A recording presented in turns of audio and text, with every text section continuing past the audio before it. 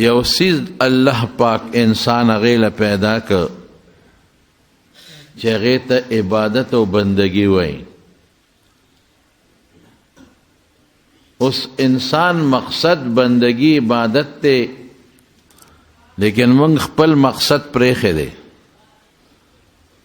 بندگی او عبادت د الله تعالی موږ رستو کړې ده او د دنیا کار مو دونه په مخه غشتی دی چې موږ نه خدای ير کړی دی. مونږ نشته او که څوک مونځ کوي نو بې سوچه لګیا دی، مونځ ته توجه نشته. امام صاحب که مونځ وکړي او د مقتدي نه یې تپوس وکړه چې کوم صورت یې وویست، پته ورته نشته چې کوم صورت یې ولوست. روجه که موږ نیسو د روجې په طرز یې نه نیسو، یو رواج هم ته جوړ کړی دی. زکات خیرات خو څوک ورکوي نه. حج په ډېرو فرض دی نه کوي، او چې څوک لاړم شي نو په دې سوچ دی چې راشم او خلک راته سیرې واچي او حجي راته ووایي حجي صاحب شم، خلک را ترغاړه وځي او په خیرالې وایي او نوم مې حجي صاحب شي. نو عبادت شته نه او که دی نو په دغه طریقه دی. ټوله دنیا انخطې د سار نه ماسخوتنه پورې د دنیا په مقصد کې، که سکول دی دنیا ده، که کالج دی دنیا ده، که بلډینګ دی دنیا ده، که ځمکه د دنیا ده، که بنگله د دنیا ده. او که ورته وایې وروره دا ته څه کوې نو وایي ضرورت دی څه وکړمه، او دا خېټه ضروري ده، بچې ضروري دی، کور ضروري دی او خدای ضروري نه دی. دنیا ضروري ده او آخرت ضروري نه دی. دنیا ضروري ده او قبر ضروري نه دی. رونو دا به څه کوو؟ الله وایي ما دې له نه پیدا کړی، وما خلقت الجن والانس الا ليعبدون. انسان او پیرې مې دې له پیدا کړ چې دی عبادت وکړي. نبی کریم صلی الله علیه وسلم څومره لوی شخصیت دی او د خلقو سپارښونه کوي. شفاعتي لأهل الكبائر من امتی، غټو گناهونو والا له سپارش کوي او شفاعت بکوي، لیکن عبادت سونه کوي. عائشہ صدیقہ فرمائی وی د شپې به جړل ولجوفه عزیز کعزیز المرجل، وی سینې به داسې غرار کو لکه کټوی چې غرار کوي. او دامره اوږد قیام به وکړه په مانځه کې حتی تورمت قدماه، چې خپې مبارکې به وپړسېدې. دا شوق غواړي هر شی، دا الله مینه غواړي. که د الله سره مینه برابر شوه او په زړه کې د خدای ذات کېناسته او آخرت د توجه شوه، نو بیا به بل څوک داسې بې عبادته به څوک هم پاتې نشي. قسم د صحابه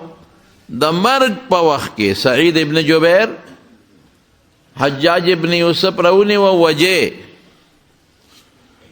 حجاج ابن یوسف خو ظالم تیر شوی دی. سعید ابن جبیر ته وی په زړه د سارمان شته؟ ویاو وی د پوره کا، لږ ټیم در کوم پوره کا. نو داسې وخت کې سارمانی چې بچی سره ملاقات وکم، ښځې سره ملاقات وکم، بچی ښکل کم، وصیت ولیکم دا مال د پلان کی، دا د پلان کی، دومره مال مې دله ورکې، دومره دله ورکې، د بچو مې خیال وساتې. خلک دا کوي. سعید ابن جبیر ورته وی په زړه مې یو ارمان دی، وی دا پوره کا، وی څه ارمان دی؟ وی 2 رکعته مونځ، دا مې ارمان دی. او بیا څه وایي؟ وی زړه مې غواړي چې دا مونځ ډېر اوږد کم،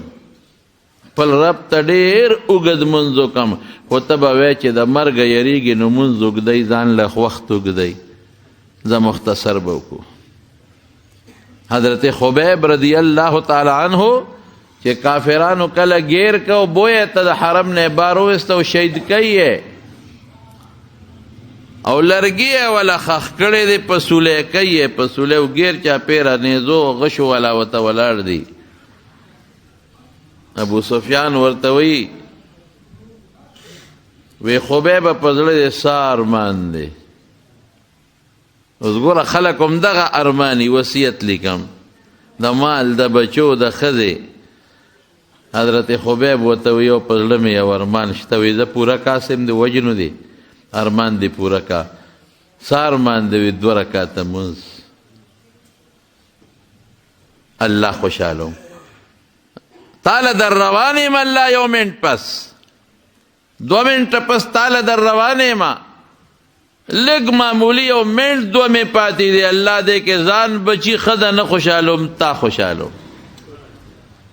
ادرې 2 رکعاته مونځ یې وکړه ولست ابالي حين اقتل مسلما على أي شق كان لله مسرعي وذلك في ذات الإله وإن يشاء يبارك على أوصال شلو ممزعي یو 2 شعرونه وې 2 رکعاته مونځ یې وکړه ابو سفیان زړه مې غواړي چې ډېر اوږد مونځ وکړم خپل رب ډېر زیات خوشحاله کړم خو تاسو به وایئ مرګ نه یېرېږي مونځ اوږدی دا شوق غواړي الله سره مینه غواړي قسم دې حیران پریشان شم چې پروردګار مخلوق په کم طرف روان دی په خوا که د مونځ عبادت به د چا نو که مالی به نو نو تسبیح به لاس کې وي د ژبې عبادت خو به وکړ لا اله الا الله تسبیح به ویل مولا له به راغی استاد جي څه ذکر وښایه وظیفه راکړه چې څه ذکر وویمه تسبیح به لاس کې وي بوډا دی او که هلک دی او که ښځه ده او که جنۍ ده نن موبایل په لاس کې دی نو به څه کېږي کوم طرف ته خلک روان دی مولیان یې زموږ د کاره ویستل مولا کتاب نه ګوري استاد دپاره درس له کتاب نه ګوري موبایل طالب چې سبق وایي بیا دا نه وایي چې ولکه د دې مطالعه وکم تکرار وکم موبایل سکول کې استاد ماشومانو ته سبق نه چې لږ معمولی ټک ټک زر ځان اوزګار کې وکینې موبایل هلکان د استاد سترګې ساري چې اخواشي موبایل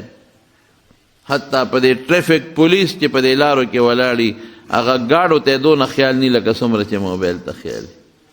افسر بازار کې دفتر کې ناس موبایل نوکر موبایل چپړاسي موبایل ډرایور موبایل کلندر موبایل رکشے والا سره موبایل گاڑی والا سره موبایل خدای پاتې دی عبادت پاتې دی ته به څه کوئ الله سره به څه کوو د قبر سره به څه کوئ دا موبایل بل ته پکارېږي ځنکدن کې به څه کوې موبایل به غواړئ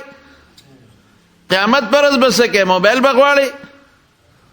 یو ټیم والا مقرر کړه د خدای بنده هر وخت د جیب کې موبایل منډلې راوباسي او بس په لاره به روانې موبایل دست کنده کې پروزي موبایل داړو خیال نه په لار روانې السلام علیکم پروا نشته وعلیکم السلام موبایل ته ګوري دنیا نن تسبیح غورځولې ذکر پاتې عبادت پاتې منځ پاتې د دنیا کار پاتې د آخرت کار پاتې موبایل شوق نشته او هیڅ فایده پکې نشته فایده ته خلک اخلي خو چې څوک ته غشتي شي زموږ د خلکو به د موبایل نه څه فایده وي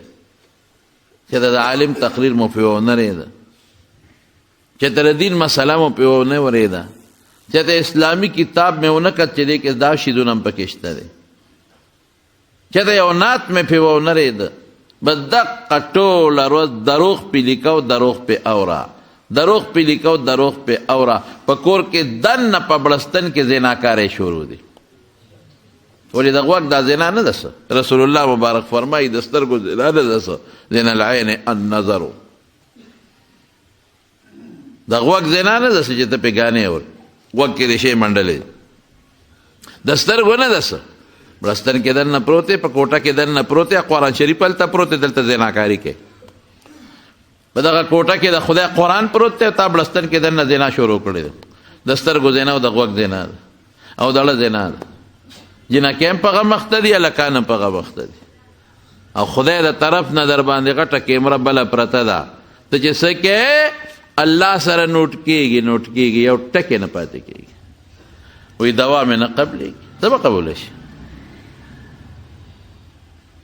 رزق کې برکت نشته څه برکت به راشي